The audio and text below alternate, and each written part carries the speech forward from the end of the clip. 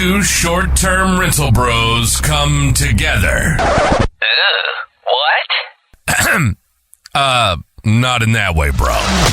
There is a podcast of truly epic proportions where we talk about all things short-term rental and shoot the shit along the way. Welcome to the Co-Host Bros Podcast. Here are your hosts, Matt Codd and Austin Spitz. Hey everybody, welcome to another show. Oh shit, I'm going to have to redo that one. All right. Blooper segment. Hey, blooper segment there. There you go. Hey everybody, welcome to another episode of the Co-Host Bros Podcast. My name is Matt and I'm here with my buddy Austin and we got the Q&A of the day. So let's get rolling. Hey, what's going on, everybody? For those of you guys, I think Matt might cut it out, but he completely botched the intro for today. So maybe we'll include that, maybe not. I don't know. But anyways, yeah. So how's everything going with you, man? Well, I fucked up the intro, so it's a good start to the day. I mean, you know, we just did, yesterday was my son's 14th birthday. So four more years, another presidency, and my son's out of the house. No. So that was cool. Yeah, nice. I saw on social media you had him with some VR headset on, and you put some like groovy disco music behind it, and it seemed like he was doing some dance moves in the house. So seems like he celebrated his birthday pretty well. He was playing on the Apple Vision Pro. It's like he was playing a game. It was like Guitar Hero, but it's like for that. So you have to like punch all the notes. You just look utterly stupid. It was funny. So I took a video of it, and then he was like, "Don't post it." I was like, "Don't worry, no girls are gonna see. You're fine." So it was cool. Hey, there you go. Well, let's jump into some short-term rental. Let's jump into some short-term rental topics here. We'll start with what property management software do you utilize, and what features do you like about it? Cool. So I mean, I guess you're asking me, not the guy behind me. So I use the same software as you do. I use Hospitable. I like Hospitable. I like the auto messaging. I like the AI that they have built in. I like to be able to do custom codes and randomly offer stuff based on situational issues. I like the automatic door lock feature. However, there's been a lot of problems with Hospitable lately, and I'm really debating on changing because it's like every week they're having a problem right now, and I know they're growing, and that's tough, but it's just a constant issue. Like I can't log in on the browser. I can only log in on my cell phone right now. It's like you reach out to support, you wait a week, you know, so it's kind of tough. It's a great software. Like it really is. Like everything is so easy to use. It's like using an iPhone. It's all streamlined and easy to use, but it's like a lot of the time it's just not working for me personally. So what about you? Yeah, I use Hospitable as well. I like a lot of the features that it has. I think that it's like that with a lot of, from my understanding, from talking to people that use a bunch of different other softwares, you have to pick and choose your battles. I feel like a lot of them have certain features that they excel at, and then there's other property management softwares that maybe are lacking some of the things that, say, Hospitable would have. But all that to be said, Hospitable pretty much provides everything I need for my management business. I haven't needed to upgrade to anything more robust. So for now, I'm good with it, and I'm happy with the program. I think one of the cool features you showed me the other day that I kind of wasn't aware of, and I was able to utilize recently as I had a not so great guest, is you can utilize that last minute review feature. Instead of, I was always marking calendars on my I was always marking events on my calendar to make sure and go back and leave a bad review. But I figured out through you that you can kind of set that last minute review, and it'll automatically, at least through Airbnb, go back and at the very last minute ding them so they're not, you know, enticed to retaliate to you if you have to request damages and stuff like that. So, yeah, that was a cool feature I learned about recently. So Did you get it set up? appreciate that. Yeah, for that guest at least, I got to figure out how to. Then after that, I was like, okay, I'm still going in and manually doing all these reviews, and it's just another time suck. So I was like, okay, let's just auto set this 3 days out, Yeah. automatic, same review. Yeah, it's not it doesn't have that personal touch because everybody's getting the same review as long as you're, the 95 in the 95 percentile of the quality guest that we usually have. Um, but it saves me time because now it's like that automatic review just goes out and boom, don't have to worry about Well, that. you could cycle through They different need to ones have, if you want. yeah, yeah, we need to have like I'm just thinking from a time perspective. We need to have like a automatic AI response to the review, because you want to reply to every review. So that's like, I'm also going in there and be like, oh, thank you. You're a great host. Thank you. I'm glad you enjoyed feeding the deer, whatever. That's funny you said that because that is another reason why I am thinking of switching. So Bestie.ai, we've talked about this before. We did a demo with them. I did a demo with them, Bestie.ai, and it'll respond to the reviews for you. It'll write reviews for you. Basically, it just says, "Hey, Austin, here's a new review for you. Go ahead and read it. Send it when you're done." Trying to get Hospitable to partner with them, but they don't want to for obvious reasons. They have their own AI issue. They have their own AI thing. So I know that OwnerRez is going to pick it up really shortly. The only thing I don't like about OwnerRez is their messaging sucks. So if they pair with Bestie, then maybe OwnerRez is going to be freaking killer because Bestie.ai is going to be amazing. And I suggest everybody go check that out. Just, get with Sam and set up a demo, but it's going to be pretty epic on time saving. It's going to be like having a virtual assistant in your pocket for, like $12 a month or something. It's pretty cheap. But yeah, if they actually link that together, and it would be great. And yeah, when you messaged me about that, you were like, "Oh, how do I send my guests a bad review at the last minute?" And I was like thinking about it, and I was like, I think you have to have the auto review set up, if I recalled. So there's a checkbox you check that says like boom, and then there's a bad review that you turn on, and then it'll send it to your guest, which is pretty sweet. I don't think they'll ever work it out on Verbo because Verbo will not give anybody API anything. So you're always going to have problems with Verbo. There are always issues with every PMS you have out there, so. Yeah. Yeah. I think it's just me getting with the times. Like every time I think about something I'm doing, I'm like, I'm pretty sure there's a way to automate Yeah. this. Yeah. Like, dude, I don't want to set calendars and be like, hey, I got to remember, leave that guest a bad review, but you don't want them to retaliate to you. So it's like, Yeah. yeah, there's got to be a way to automate this stuff because then if you miss it, then, Well, somebody else might you want to look out for other hosts, right? yeah. So you don't want this person in this group staying. I don't want them to come and book your place, right? Mm-hmm. So I've got to look out for you because you might see all those. They all had previous good 5-star reviews, and then kind of just I was the unlucky one that got screwed. So if their next step is to go book with you, and I don't do my due diligence and leave that bad review for them, well, guess what? They're coming up. They're coming to fuck up your house next. So Yeah. potentially, I mean Well, that you're more exposed. So I got to do my part as a host to communicate that. yeah. Let me provide clarity on the last minute review because I see a lot of people posting saying, I don't want to leave a bad review because then I'm going to get a bad review in return. Well, surprise. First of all, the guest doesn't even know you're leaving a bad review until they leave their own review. So they don't know what you write. So the reason for Austin's tactic to do a last minute review, so everybody knows, is so that they don't leave a review at all. So they don't even have an opportunity, whether it was going to be good or bad. Regardless, they can't go in there, leave a review.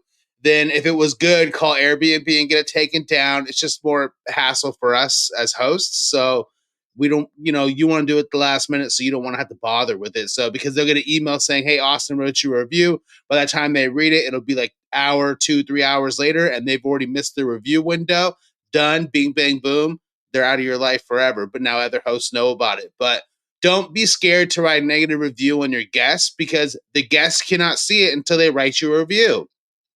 So tell us because it's not cool. If you don't tell us if someone trashes your place and you're like, they were a great guest and they come and trash my place, I'm going to be like, where's that fucker that wrote that review? I'm going to call him up. I'm going to figure it out because that's just ridiculous. It's not cool. So, I mean, you got to be honest in your reviews, folks. So do that, please.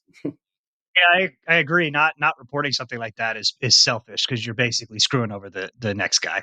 So no good. But yeah, definitely figure out how to finesse the system, and there's a way to do it, and it's a learning experience for everyone. But every situation is different. You just figure out how you got to go about it to execute it without getting the bad reviews, and how to collect the funds if damages occur and stuff like that. So anyways, I guess that brings me to my next question, which would kind of go hand in hand of what we started talking about. Like, have you had any experience with really bad guests? I know I have, so I'll go ahead and share first. The spring breakers this time, for the most part, were pretty good. One group was very terrible, um, caused a significant amount of damage. Doing disgusting college behaviors in the house, and kind of all that fun stuff, and they recouped a lot of damage for us and a lot of headache and time on our part. But that's kind of where I was getting at with that conversation. But the worst guest I'd say that I ever had was this guy. he stayed he was one of the first guests that I had in my place, and he was real weird. He booked. It was a good payout. The problem was, as soon as he booked, I didn't allow dogs. He decided at that point, oh, I'm going to bring my dog. So he messages me about it. Me being a new host, I made the mistake, and I was like, you know what? I'll just add a pet fee, even though I don't allow dogs, because this is a high payout. Big mistake. So, you know, long story short, he doesn't bother me the whole time he's here. Come back, a lot of damages. The blinds were messed up. The toilet was messed up. There was like puke in the bed. And I think this guy was just boozing pretty heavy, honestly. And then start going back and I look at the cameras. And when I start looking at the cameras, I'm getting this damage report ready, and I'm looking at the cameras, and this guy's like, weirdly enough, it's late at night, and I think he's either just kind of weird or he had too many whiskeys, but he's walking around the front porch and the front yard just butt ass naked. And Nice. I'm like, okay, well, I got yeah, so I got this on camera. I'm like, man, he just needs to pay for the damage. I'm not going to expose this guy. I guess it was 2 years ago, so he's getting exposed now, but he'll probably never hear this. But I would say it was the probably the worst guess, but definitely the weirdest guess, because walking around in the front yard, butt naked, and I'm not looking for this stuff, but I had to check my cameras. I was like, oh my goodness, this is wild. And luckily our place is pretty remote, so there's no neighbors really to the left or right. So that's good news. No lawsuits or no police coming by. But yeah, naked guy in the yard, dude. That's awesome. Like, that's great. I mean, I'm almost speechless. So, like, I don't check my cameras very often either. I usually check them like check-in day just to make sure to see how many guests check in, or if they have an extra pet or some, make sure they're following the rules. And then I'll check it check out day. I mean, after that, there's really no reason for me to check it. I'll check it, make sure my cleaner shows up. But I'll get a notification. So I already know what the notifications are for, right? I get the first notification. I know they're arrived. So let me see how many they have. All the notifications between their stay, don't even look because I don't care. Last notification, checkout time, I check, make sure they checked out. Next notification, cleaner, cool, make sure she's coming, perfect. Like, but that's crazy that you had that. Luckily, you didn't catch him peeing off the deck. And luckily, you didn't share that information, or you'd be on like ABC right now. Because I saw a story. I saw a story where an Airbnb host, probably a terrible one, outed somebody for having an affair on her camera or something. Like, some dude like brought his chick, or maybe the other way around, to an Airbnb. Which, first of all, if you have an Airbnb, it's none of your fucking business. Because I mean, not saying that it's okay to cheat on your significant other. I'm just saying that, like, it's none of your business. Your right is to safeguard their privacy. And how would you even fucking know it wasn't their wife? I don't understand that. Like, I don't get how that happened. I don't know if you know more about that story, but I saw it and I don't understand how I would know that dude is cheating on his wife. How would I know that? Like, as an Airbnb host, I'm just like, okay, cool, dude's taking his chick for a weekend. Nice. Like, I don't know. Do you see that? Yes. Yeah, I did see that. I don't know the whole story. I just heard it through someone else, so don't quote me. I don't know, but exactly what you said, I think he threw a party or did some damages, didn't want to pay for those damages, something like that. Guy started doing his due diligence. I mean, everything's on social media. You can find it out, man. I mean, that's that's a little bit extreme. Like looking through the cameras saying, oh, that's another girl. That's the guy that booked. That's not his wife. Let me go find him. And, I don't know the whole story, but that's what I believe happened. But you got to do some serious detective work there. But that does bring me to another point that I wanted to talk about. You kind of spurred this idea for me, and it's like cameras. Okay. The thing for me is just like the real reason cameras are there are just for you to reference in case something has happened. So guests are entitled to their privacy, and you as a host, I mean, you really shouldn't be looking at that. And I think also like to your point, like if you want to check, like as soon as they get here, make sure there's not 20 cars in the driveway when there's supposed to be two. Yes, I understand that. But as like referencing as a host, if you're just referencing your cameras every time you get a notification, I turn those off because number one, the guests want their privacy. Number two, you're going to drive yourself crazy looking at those camera notifications and be like, they weren't supposed to bring a dog. I think I see a dog in there. It's just like, whatever, man. It's part of it. Like, turn your notifications off if everything seems fine. And now if you get flagged for something, you can reference those cameras back. And I think it's part of also the stigma of like, people think it's weird too already when they show up and they see all the cameras. Yeah. And, yeah, I just think you'll drive yourself mad every time you get a camera note, especially like once you start managing, 10 properties and you have all these security cameras, and you're really like sitting there all night long at 10 o'clock at night, trying to figure out who's doing something shady. It's like, you probably need to find a new business or something, or hire a something else to security do. guard. One or the other. Yeah. I mean, Yeah. yeah. Hey, if you go ahead. No, you're good. I'm listening. Yeah. I said, I guess if you have the revenue and you're all in one market and you're like, hey, I can afford to pay a security guard just, weekends to drive around at night to check the properties. I've never heard of anyone doing that, but I mean, I don't think there's really a return on an investment there. Maybe, I guess, if you prevent some potential damage, but yeah, maybe could be something. If you Could had be a whole something there. compound of villas or something, with like a Saturday check-in and Saturday check-out, then you probably have to have security because you probably have like 100 different units. But Airbnb actually came out with a new rule a couple weeks ago, and I look at the stuff that comes out, but I don't like, oh, let me share it with everybody, because it's like I don't think about that kind of stuff. I don't think about it that way. But effective, I think it is sometime in April, you're not allowed to have cameras inside, which you shouldn't have cameras inside in the first place, FYI. I think that's really weird. Like if I came into a rental and somebody had a camera inside, I would probably do something inappropriate just to be like, haha, you're looking at me, let me show you something fun. That's just my personality. Like I have a problem with authority. But yeah, you're not supposed to have them inside, and then at, I think, common areas or something. I don't know how that's going to affect people who have to have a camera over their pool for insurance purposes. I know I've heard of some people that had to have cameras over their pool and hot tub for insurance reasons. That's required by their insurance in certain locations. So I'm not really sure how that'll affect that. My camera doesn't face my front door. My camera faces the entrance. People have to go up my stairs to get to my front door. My camera faces those stairs. I don't want to face the door. I don't want to face the deck. I don't want to see what they're doing on the deck. I try to give them as much privacy as possible. I just need to be able to validate, and that's it. That's my goal, to validate. Yeah. Yeah, that makes sense. I guess my next one is it's all kind of on the same topic here. So what do you do anything additional to screen guests? So I'll say what I personally do, at least for Airbnb. I do require for all of our listings to have previous reviews. I think that I love that feature, and it's mitigated a lot of risk for me in our business. Sure, the bad ones every now and then they'll slip through the cracks, like the spring breakers did for me. But we have that feature on, so we screen, make sure that they're pre-screened, and if they're not, they can still request a book. We just do a little additional digging. Maybe follow up with a few follow-up questions to find out why they're going to the area, and if it makes sense, we approve it that way. But I like that feature of kind of having that on, at least for Airbnb.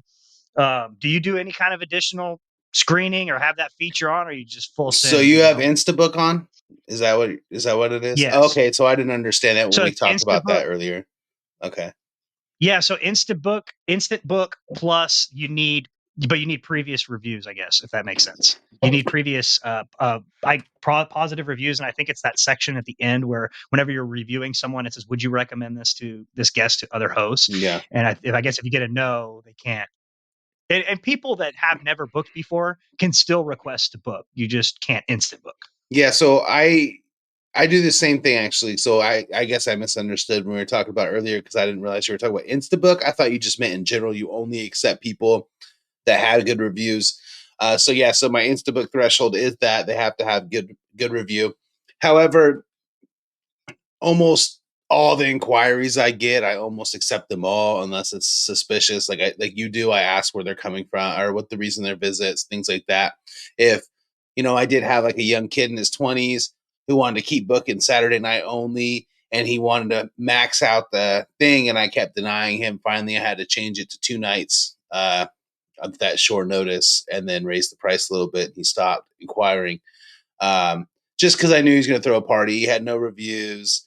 It was just, you could just tell, like sometimes you get a feeling, and then if they don't have any reviews or anything, like normally I'll look them up on the social media. I'll look Facebook, Instagram, LinkedIn, whatever you can to see if they're actual person for one, right? Um, because you need to know that you don't want to have just a random person come up. I know some people take driver's license and stuff. I don't know. I don't really like that. I mean, you could do that through like owner res with your rental agreement and stuff like that. But I don't like people taking just driver's license just to take driver's license. I know there's some people that do that, but I think it's kind of, I don't feel like my information is safe personally. If it was like a program when you book like directly with me, I goes through Superhog, and then you upload your license like that, then yeah, I mean, cool. I know that my information's safe with a third party company, but that's just my opinion. I don't know. Yeah, I think that at Airbnb, I think now you can't even book unless your identity is verified anyways, which Mm-hmm. requires you uploading your ID. So I guess you don't have access to that as a host, but your ID's out there somewhere. So somebody, the people at Airbnb at least know who you are. And yeah. Hey, Verbo, I'd be more worried about people on the Verbo because their verification isn't shit. Like all they got to do is type in the email address and say, yep, it's my email address, and then verify the code. And that's it. You're verified. Could be anybody verified. Yeah. Yeah. I think, and that's true. We get a smaller percentage, let's say 20% from VRBO anyways. Mm-hmm. But I think those typically tend to be like older folks Yeah. anyways, like a older population of people. So like typically with the VRBO, we've had a lot of like just good guests. I mean, they just need their handheld a little more and maybe aren't as tech savvy because Airbnb, the platform, say what you want about Airbnb, but as to me, it's very, very functional, very Oh user yeah. friendly. Oh yeah. It's like the Apple of the Airbnb apps, depending the two. My Verbo guests are the same. So like, I don't message them in Verbo. I actually text them because they don't read the messages. And then they'll be like, "Oh, well, I never got my check-in instructions." Well, you did. You just didn't check the app and didn't know you got checked. I also charge more on Verbo though too. I have a markup of 10%. It's 10% more on Verbo than it is on Airbnb, for me at least. Yeah. So, Yeah. do you mark up anything? That makes sense. Yeah, I have like a percentage markup in VRBO as well, but I think it's like when I set it up, I don't remember, but they're all marked up the same amount, but it's kind of to offset the more expensive uh, cost of booking because of VRBO's fees, you Yeah, know? their fees are So crazy. yeah, plus it's not like you're saying, it's not as a user friendly. It's not as a seamless hosting process when they go through VRBO. You got to be more tentative to make sure things are going through the app and making sure that everything. So to me, it's like, okay, well, does it need to charge a higher percentage because this is requiring more of my attention, anyways? So yeah, I do. I charge more on VRBO, but like I said, also get 20% of bookings from there anyway. So Yeah. whatever. If it was Verbo dominant market, then I probably wouldn't. Like if I noticed like all my bookings were coming through Verbo, then maybe it might be a different story, right? But I don't know. It is clunky. It is clunky. It's probably they need some work because like Airbnb, I can switch between hosting and finding a house with a click of a thumb. With Verbo, you have to have two different apps, and then it's like The only thing that I like that they're doing good at positive is key cash. Have you seen that? So if you book on Verbo, you get a percentage as cash that you can use toward your next trip if you want to, or whatever trip. You could save it up, and then you can go book like a $3,000 a night, and say you have $50 in key cash, you'll get $50 off. Verbo will foot that bill, which is pretty neat. So they're kind of giving back to the guests. It's like a rewards program. Which there needs to be, honestly, in the industry, there needs to be some kind of standardized rewards program to where like some operator or owners come together and make some kind of software to make some kind of rewards program to where, we could all get together and do like a Hilton Marriott thing. I think that would be pretty sweet, stay 10 nights and get the 11th free or some crap like that. But I mean, as we move along and progress with the way that short-term rentals go, vacation rentals go, there's going to be standardization. And I've seen some standardization. Somebody in my mastermind group posted a link the other day of they're luxury houses, but they're standardized. So every single house, no matter where it is across the nation, has the same stuff in it. Same linens, same soaps, same blah, blah, blah, same this, same that. So it's just like kind of like a Marriott, right? And even the pictures or the cover photos are the same. Like the houses are different, but they're all taken at the same time, sunset with the lights on in the windows, kind of just like you're selling a house on realtor.com. But they're all even the pictures seem standardized. And it's a good thing. It's cool. It's a good thing for the industry. I think the standardization is what needs to happen because you have a lot of people they just don't care. They turn it on and you go somewhere and they sleep 6 and they have like 4 bowls and you're like, huh? We don't even have enough bowls to eat like spaghetti or whatever, So standardization is good, I think. So it'll help the industry.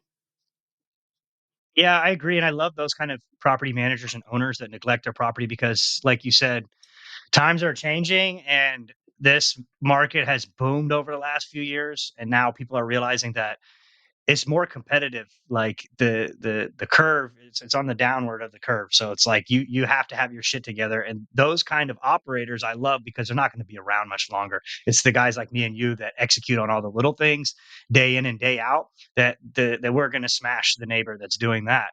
And that's good because it's hard now, but they'll fall off when they're not making any money and they're going to sell and they're going to go tell all their friends and all their family that Airbnb doesn't work and this stuff is a scam. But it's like, really, your operations are a scam, and that's why you have bad reviews. So I kind of like those kind of owners because it just makes it easier for us, and they'll be gone eventually. So and then I wanted to ask another thing. So you had mentioned the VRBO key cache. Not as familiar with that, but one thing that I do have to give Airbnb props on, at least for my account setup, and I don't know if people, I think the numbers fluctuate, but at least my referral fee, and I try and communicate this as much as possible. If I refer another host, I'm at $720, and I've already gotten a number of those. So it's Really? like it's an easy way to rake up cash. Yeah. So I don't know how. So it used to be when I first started like $100, then it went to like $400. Now today, when I go to the refer a host button, it's $720, and I've gotten paid that out.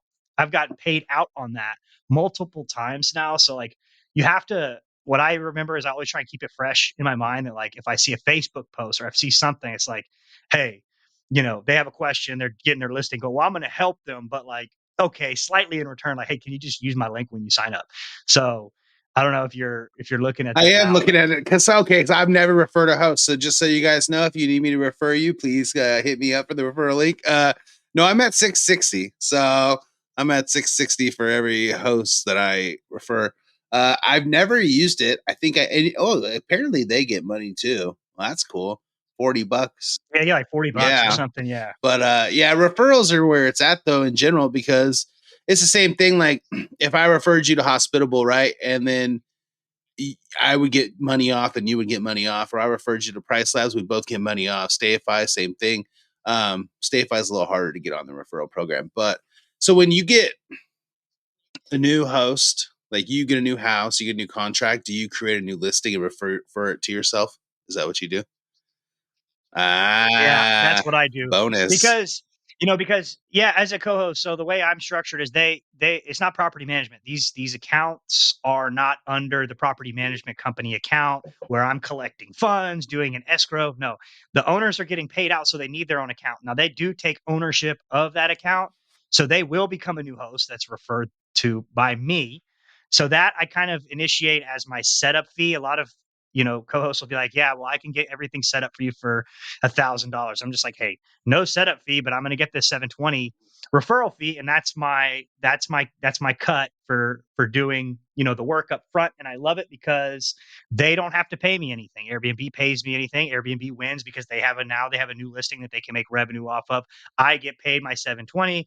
I guess the host gets the new host gets $40, which is kind of irrelevant, but I'll set up the new account in their name, and they own it at the end of the day. So they, for whatever reason, decide to fire me, they still have all those 5-star reviews that I got them, and I win that way. And I also thought it was funny how I brought this up, and then you plug in like, "Hey, if you guys need it, Ah, hey, stealing stealing my thunder, dude." No, but it's okay. Yeah, for sure. So I try and keep that because that's a lot of money. And you're mentioning all these other programs that have referral fees, and I've seen them too. It's like yeah. $25, $30. I'm like, okay, I'm not going out of my way for that, but I'll figure out a way to get a little 720 bag. Yeah, yeah. Hospitables isn't bad. You get $30 off your bill, which isn't bad because like one unit's 40, right? So I mean that's almost a free month. I mean, if you stack them and you stack them on top of things, it's a different story, right? So like I don't know, 720, yeah, it's a lot more. And I noticed too, it changes, like it fluctuates depending on like if you get superhost status, it might be like, hey, your referral fee went up to this, and then so on. It's like weird. It's weird how it works. I don't know how it actually works, but I've seen people not get paid out for it either. So have you ever had any Yeah, issues where you put yourself on as co-host and then you don't get paid out? great question because I see this asked on Facebook groups a lot. If you want to get paid out for your Airbnb referral fee, you cannot be API integrated. So this is the hack. You kind of need to not be integrated with the PMS just to be safe. So make the listing, get the first booking, and the first booking payout needs to be over $100. So check the box, and maybe if you have to just key in messages manually, just do it that way until like they go through their whole review process. Yes, he made the listing. Yes, he referred them. There's no property management software integrated or no API integration. Yes, he did a booking for over $100. Boom, 720. Then once the 720 hits your account, then link it up whatever you want. But as the co-host or the host don't have any PMS integrated into it, I think there may be one or two caveats to it, but I think that's the main one because people get all excited and then they hook it up to OwnerRes or whatever, and then they're like, in the process, it gets blocked at some point. And like, hey, you're not eligible for this payout. So What about Price Labs? Do you have it that's hooked up to Price Labs in the beginning? I think I have Price Labs hooked up and there's no issue there. And I don't know what the conflict of interest with having a PMS hooked up. I don't know, but I guess for whatever reason, they won't pay you out for that. So make your Airbnb, get the first booking, get paid out, then hook it up. How long after the first booking does it take? Is it like a normal payout schedule, like a week or so? Yeah, I think it's usually about 6 or 7 days. I've only done it like 2, 3 times, but I mean, So just for doing you manually send messages then. So you'll just copy the message out of your PMS and then just paste it into their phone or Airbnb or whatever. I think Hospitable worked by using it because I got paid out and it was hooked up to Hospitable. But I know that other PMSs don't, and I don't quote me on it. I would say if you want the 720 or whatever your referral fee is, just don't hook it up. And yes, do it that way. So I think for this next client that I'm putting on, I'll need to make. They are coming over from Vacasa, so they will need their own new account. And for that, for the first booking, I'm just going to, you know, do it that way. Don't we love Vacasa? Aren't they our favorite people ever? Yeah, I like them a lot because they don't make people money, so that's awesome for me, and They don't need. yeah, I don't know how I don't know how well they're doing as a company. I saw a screenshot of something. I don't pay attention to the noise too much, but it is relevant to our industry, but they, Yeah. whatever, don't quote me, but I think got rid of some executives, maybe a CEO, and then laid off, like, a high percentage of their employees because of drops in revenue, so, a lot of, blood in the water for us building, smaller property management co-hosting companies. So let's pull that up on the next episode we record. So this is a Q&A episode. We could talk about that a little bit. So here's a teaser to the next episode that we're going to have a little conversation about Vacasa and other stuff. But we really hope you enjoyed this episode, and you could submit us your questions. Just shoot us a DM on Instagram, Facebook, Co-Host Bros. We're everywhere. Every platform you're on, any podcast platform you're on, we're on. Any social media platform you're on, we're on. We're even on TikTok. Follow us everywhere, Co-Host Bros. We really hope to see you soon. Like and subscribe and leave us a good review. And we appreciate it. You have a good day, everybody. And there.